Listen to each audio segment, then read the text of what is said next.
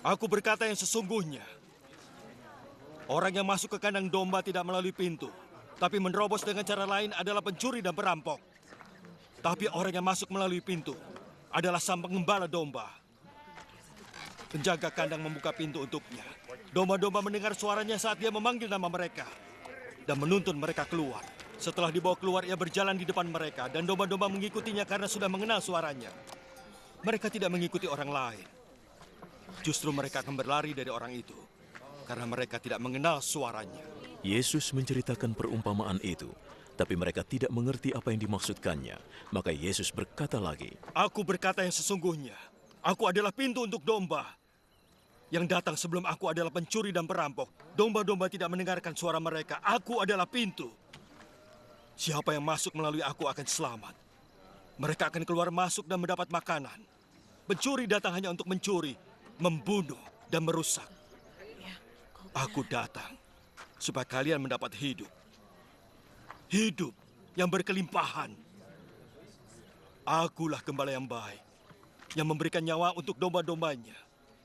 Ketika orang upahan, yang bukan gembala dan juga bukan pemilik domba, melihat serigala datang, ia akan meninggalkan domba-dombanya.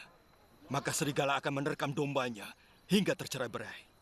Orang upahan itu berlari sebab ia bekerja hanya untuk upah. Tidak memperdulikan domba-domba itu.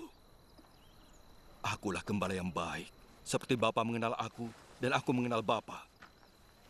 Begitu pula aku mengenal domba-dombaku, dan mereka mengenal aku. Kuserahkan nyawaku untuk mereka. Masih ada domba lain yang juga milikku, tapi tidak masuk dalam golongan itu. Aku juga harus membawa mereka. Mereka akan mendengar suaraku, dan mereka akan menjadi satu kawanan dengan satu gembala. Bapa mengasihi aku, sebab aku rela menyerahkan nyawaku supaya aku bisa menerimanya kembali. Tidak ada seorang pun yang dapat mengambil hidupku. Aku menyerahkannya atas kehendakku sendiri. Aku berhak untuk menyerahkannya, dan aku juga berhak untuk mengambilnya lagi. Itulah tugas yang diperintahkan Bapa untuk aku laksanakan. karena perkataan itu, orang-orang Yahudi mulai bertengkar lagi. Dia kemasukan setan.